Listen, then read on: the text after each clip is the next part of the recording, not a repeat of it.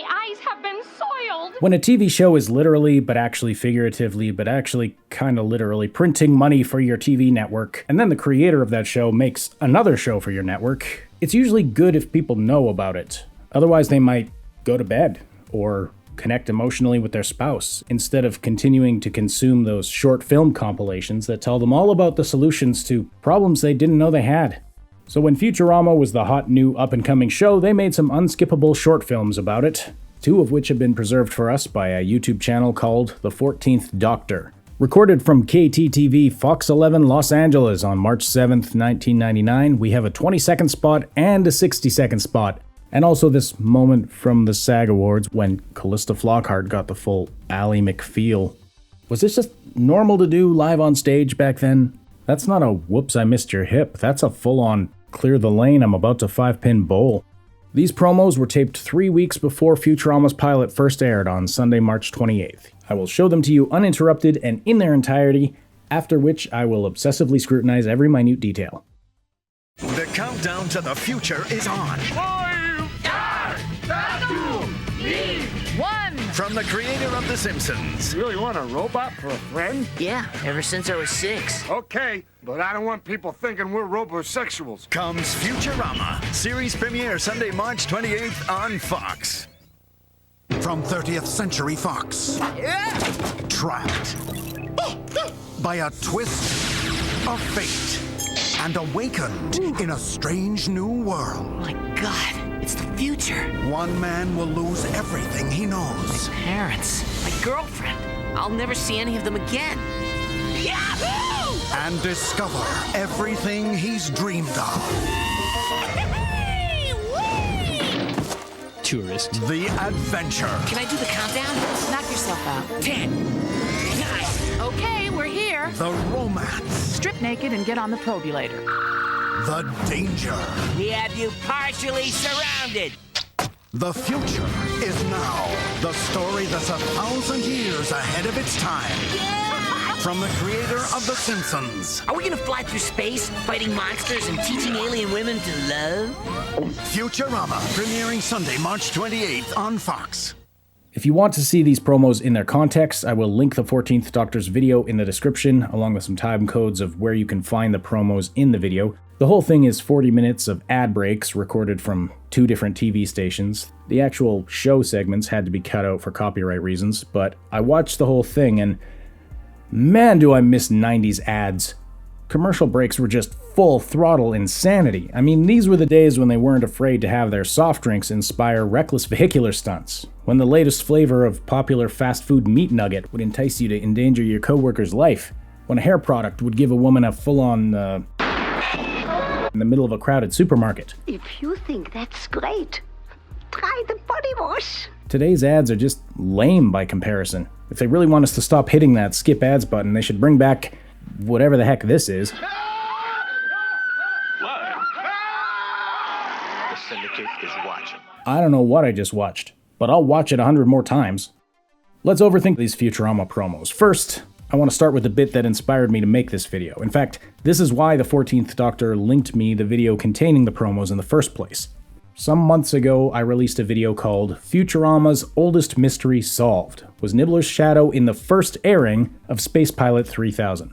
The TLDW is that the shadow was there from the start. It's present in the screener tape that I obtained, it's present in the storyboard released on one of the DVD sets, and we now see that it's present in the promos leading up to the show's release. And that's all I'm going to say about it right now. If you want the full story of how I went about solving the world's most unimportant controversy, then check out the full video, I'll link it in the description. This was more of a fun bonus. But the scenes in the promos do differ from the broadcasted episode in a number of ways. I think they fall into 2 broad categories, one being things that were changed specifically for the promo. For example, things often get sped up or cut out to help it fit within the time constraints of a commercial spot. And the other category is things that weren't finalized when they made the promos, that were later changed for the final episode. And I'll give my thoughts as we go along, but I look forward to reading your comments about which things fall into which category. Oh, and then those like and sub buttons really helps the channel out. Better let me call you poo-poo face. It called me what? The shorter promo begins with a countdown that's reminiscent of the 2 New Year's countdowns that take place in Space Pilot 3000. It cuts together bits from both. It starts in the future with Terry from the cryogenics lab saying, then it cuts to the year 2000 countdown, where 4, 3, and 2 are said in foreign languages. Then it ends with Leela saying 1, obviously, in the future. Now, aside from being sped up for the promo,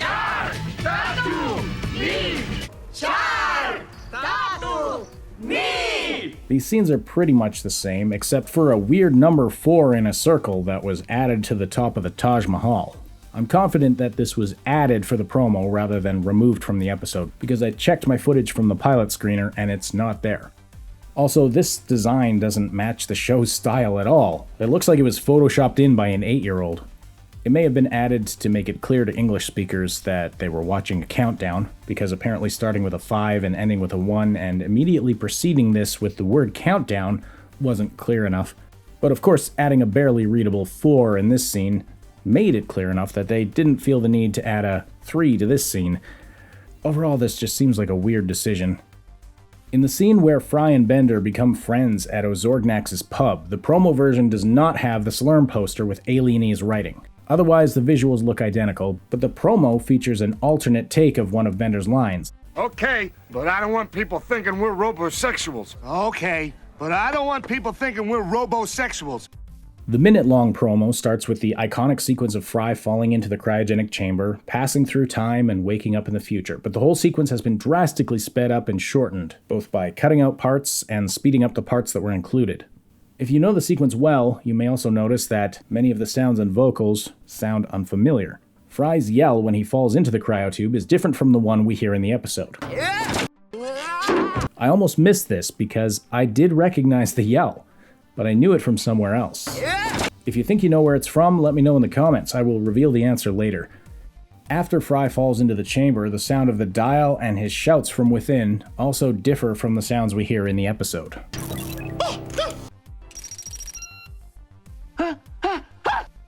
This frame shows us that some adjustments were made to the time-lapse sequence. In the episode version, everything has been significantly shifted downward.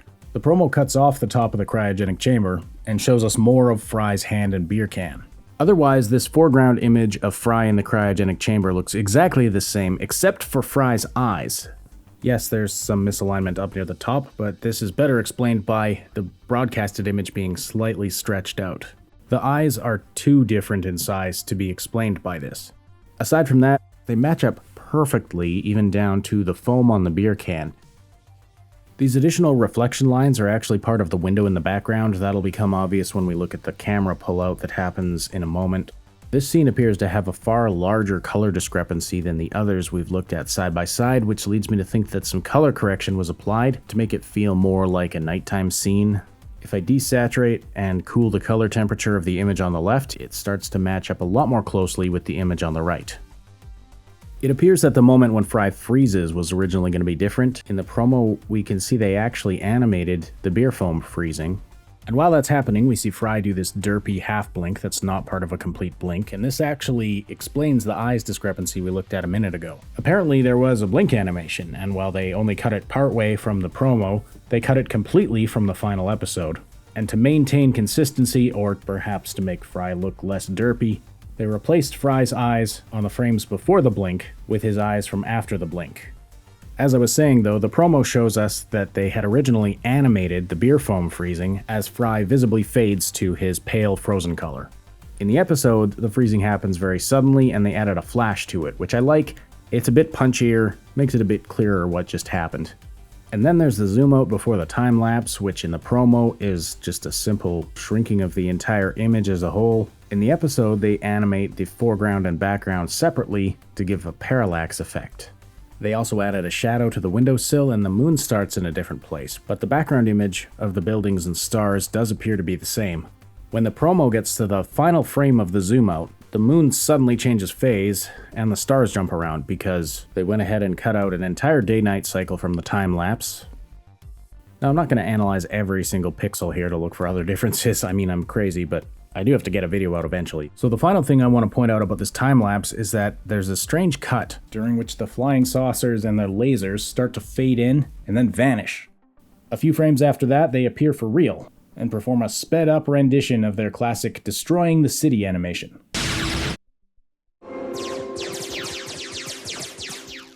When the freeze chamber opens in the future, there are some color differences, and guess what? The sounds are different again. And As are Fry's shouts while he rides in the transport tubes.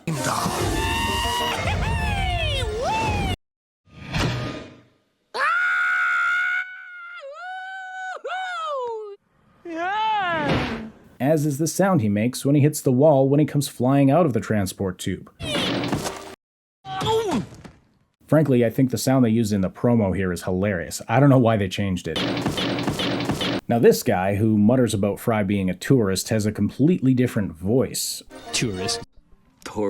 I don't know who provided the voice in the released episode, but the promo version sounds a lot like series co-creator and executive producer David X. Cohen. It's set in the year 4000 and we call it Futurama. This isn't terribly surprising. You can hear Cohen's voice in production animatics because he would sometimes record placeholder lines that were later redubbed by actors. Doobity-doo-doop, Here, Bendy, take this. It'll give you 70% more luck. Or sometimes even parts of lines. Wait a second. leeches may not Be cuddly like pandas or tribbles. It's possible they hadn't yet settled on an actor for the role of grumpy guy reading pamphlet, or maybe they initially planned to use Cohen's voice, or maybe they just forgot about it until late in production. Who knows? Mistakes do happen.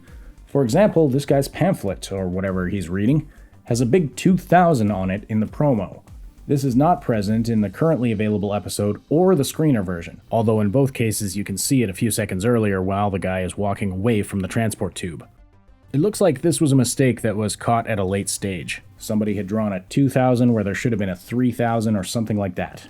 And by the time they caught it, they didn't have time to reanimate the lettering, so they just erased it and left a blank space. That's just a theory on my part, but I think it makes sense. And one final note about this scene, the animation is generally the same, but it was cut together differently for the promo. It progresses a bit faster, and Fry is not yet sitting up when the bystander mutters his line.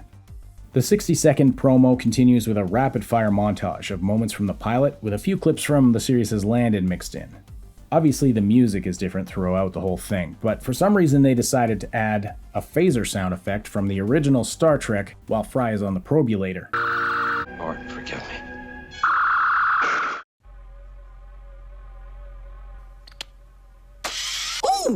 At one point, they dub in a version of Smitty's partially surrounded line that isn't muffled like it is in the episode. We have you partially surrounded. Come out with your hands up.